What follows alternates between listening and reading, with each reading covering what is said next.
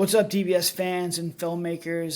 Today we're going to be talking a little bit about what equipment we use to film 20 movies. I'm going to go through all the equipment that we use and kind of break it down, where you should focus on spending your money and, where just the basic stuff will work, will get you to where you need to go. The first thing I want to talk to you guys about is your goals. Here at DBS, we're not trying to make huge Hollywood budget movies. We're just trying to take our small budget of $25,000 and below and make it look like $1 million. And you have to start with a foundation. It'll allow you to pass quality control on all these platforms, get worldwide distribution rights, and allow you to focus on the story. And that's really the goal that you should be focused on is, what is the cheapest way that I could tell a story and work on my filmmaking, skills to tell the story that I want to tell. For our first 8 movies, you can go watch them on YouTube. We shot really nice cameras. We had a really big crew. We had awesome lights and great equipment. And we struggled to pass quality control. The quality was just not there. I see a lot of filmmakers who shoot with RED cameras, who shoot with RE cameras. They gravitate to this stuff because they think that the equipment will make their film better, and that's just not the case. It might be the case if you know how to use the equipment, but for the most part, starting as cheaply as possible, scaling up the equipment is the easy part of this. Telling a really good story and being able to execute on a really good story is the most difficult. So the camera that we shoot on is a Blackmagic Pocket 4K. This camera is an absolute beast. I've had it for about 5 years now. So I think I've shot more footage with this camera than any other filmmaker in the past 3 or 4 years. We have made 12 movies with this camera. Most of our movies are about 80 hours of raw footage. So I'm close to 900 hours of raw footage with this camera. If anyone shot more with this camera through that period of time, please let me know. It's an absolute beast. I've run into trees, I've run into walls, I have shot in the woods, I've shot in the hot, I've shot in very cold. It's a great camera, great beginner camera. I think you can get it for like $1,200 now. The color science of Blackmagic is what I'm really looking for. Obviously, the reliability is something that we're looking for. Never had a problem with this one. If it breaks on set, we're screwed. Never had any issues. Highly recommend the Blackmagic cameras. Next up, we'll talk about our lenses. We use 3 lenses. This one right here is an 85. Absolutely beautiful lens. I love this lens. It's a Rokinon cinema lens. It is very durable. Picture is absolutely fantastic. I can count on one hand how many times I've used this lens. The problem with the 85 is the depth of field is so shallow that you need a focus puller. And we are a lot of run and gun, and it's just myself. I can't pull focus on this thing. It sucks because it is a beautiful lens. It has that Netflix look. I've used it on the mockumentary we just shot because there's a lot of tripod stuff. If you're doing romance stuff, if you're doing drama, if you really want that Netflix look, if you're doing a lot of stuff on a tripod, 85, you could probably use it. For us, it's just a little bit too aggressive as far as like technique.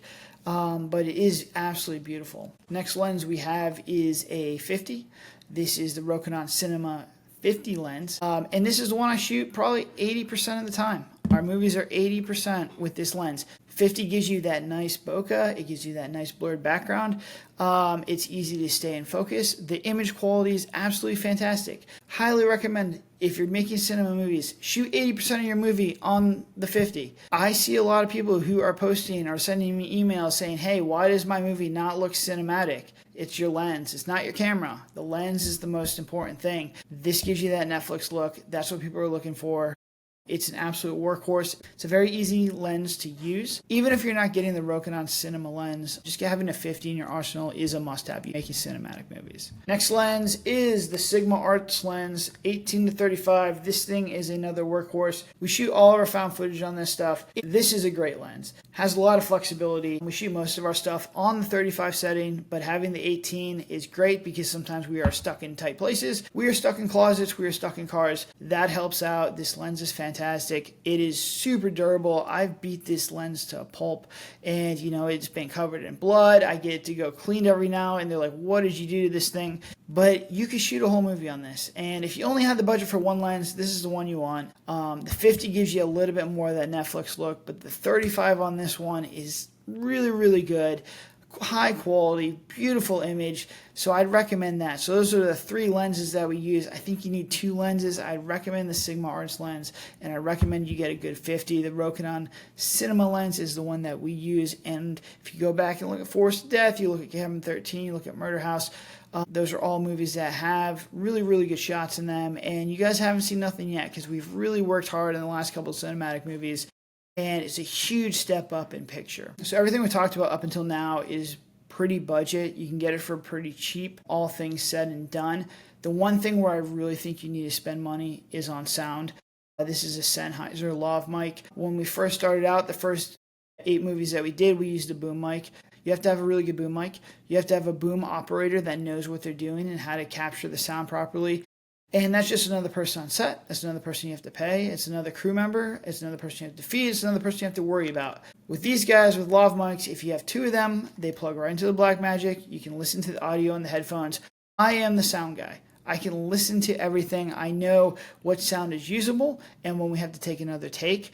If you practice with it and if you edit your audio, you know what's good and what's bad. You can get perfect audio with this. And we just shot our movie Echoes of Evil. The audio is so good that I barely need to balance it. Just make sure your levels are right. But this thing, man, these lav mics are so good, and they're not cheap. This thing is very expensive, but these things are great, and I would really highly recommend it for indie filmmakers. If you don't have good sound, you're pretty much cooked. It's going to be really hard. It's going to cause you a lot of pain in post. And there's just so many indie films that just don't have good sound. Right here, this is the guy you want. We're going to talk about rigs and tripods. Like boom mic and lav mic, you have the option of basically a fisherman rig, which is what we use, or a tripod. We have both of them. I like the fisherman rig. It helps us shoot found footage movies. The camera is, over my shoulder. It's stabilized by the actual rig. I prefer the fisherman rig. With the fisherman rig, you can move very, very fast. I can pivot with the actors. I can move around. Once it's on me, I act as a tripod. I can move around. If I need a quick running gun shot of just following the actor, it's really easy for me to do that. We are shooting horror. This is a stylistic choice. If you are making a comedy movie, a romance movie, or something that is not a horror, you want a tripod. And we do use a tripod. I shoot 90% of our cinematic stuff on the fisherman rig. 10% it will be the tripod. I use it for specific shots. But for the most part, if you are going to get a tripod, buy a really, really good tripod. Because panning, tilting, any kind of camera movement with the tripod, if you don't have a good tripod, it's going to be hard to pull off. We have a middle range tripod. It's not very good. I would love to upgrade it. I just don't use a tripod. So if you're going to go for the tripod route, pay good money for it. Get a really good one. If not, the fisherman rig that we have is about $1,000 and it's fantastic. Fisherman rig has been the one piece of equipment that's really been our MVP. Highly recommend it. It was well worth the purchase. And we've used it for a ton of films. It's been absolutely fantastic. For lights, we use 2 main lights.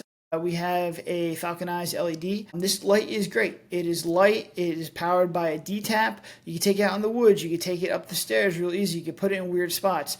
It's a great light.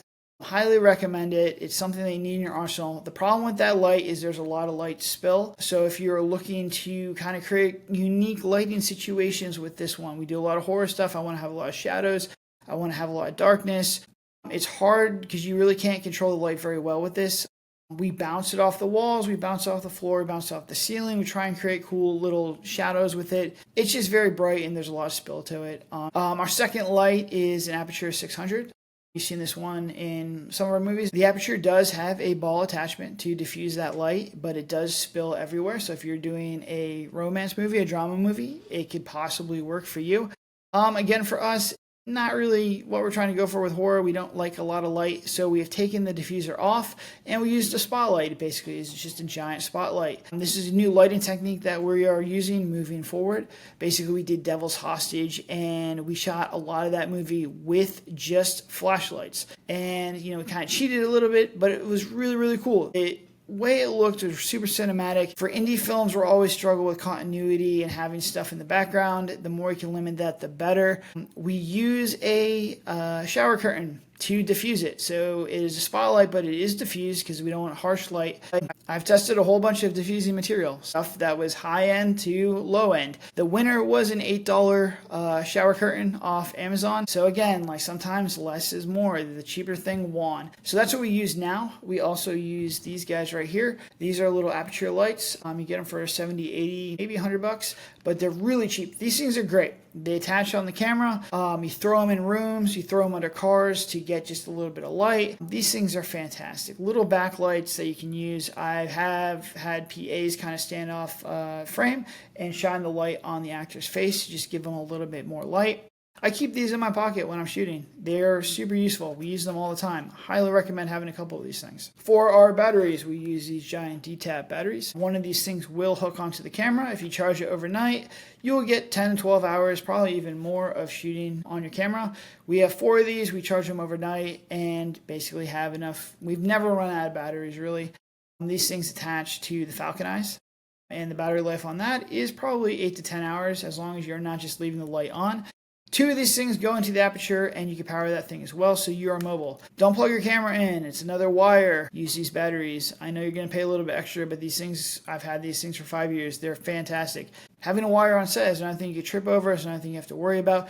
We had the power go out on our last shoot for an extended period of time, and if that happens, you're cooked. Get these guys. They'll save you a lot of effort, especially if you're going in the woods and doing other stuff like that. You don't want generators running. I've worked with generators before. They suck. Get the D-tabs. Finally, for storage, we use the Samsung T5 drives. I have a couple 1 terabyte. I think this is a 500 terabyte drive. These things are great. SSD drives, they hook right into the Blackmagic. We get about 6 terabytes of footage for each film, so we have about 6 of these guys. These are the old ones. You get the new ones. We just bought a whole bunch of these when the Blackmagic first came out, and they have been great. You know, they've held up. The only thing that doesn't hold up is the wires that you connect them to, the 2 C2C. You need a special C2C cord that is fast enough for the read-write on this. And that cord breaks a lot, and it kind of just sucks. But for the most part, we have a whole bunch of those cords as well, because we know they break. But pretty much we lose one every shoot. It just will not read or write. It'll start dropping frames, and we just have to get a new cord. That's the only thing. These cards are great. The cords, not so great. So that's pretty much all the stuff we have used to make 20 feature films. Again, this is not theory. This is not me trying to sell you something. This is the actual gear that we use. We're making movies that have worldwide distribution, that have past quality control. This is the equipment we are using. I know there's always that urge to watch these YouTubers and go for the most expensive and best equipment. I understand that. But in my experience, less is more. The cheaper stuff sometimes works even better than the more expensive. If you just focus your time on getting the foundation for your filmmaking career set up, this equipment will do it. It'll allow you to focus on story, get better with story, keep making movies, and then equipment's easy to scale up. It's the easiest problem ever to scale up. And when you're getting better as a filmmaker, quality's going to get better. You're going to learn how to use the equipment. It's going to make sense to scale up. Avoid the mistake. This is advice that I wish I would have told myself when I first started. I went for the nicest gear. I went for the nicest lights. I went for the nicest stuff, and we had trouble passing quality control. With the equipment I just talked about, we've never had an issue. So please let me know if you have any questions. If you have a feature film coming out, link it in the comments. I will be your first person to rent it. But if you have any questions, comments, concerns, please let me know. I will do the best to answer it. Other than that, thank you guys.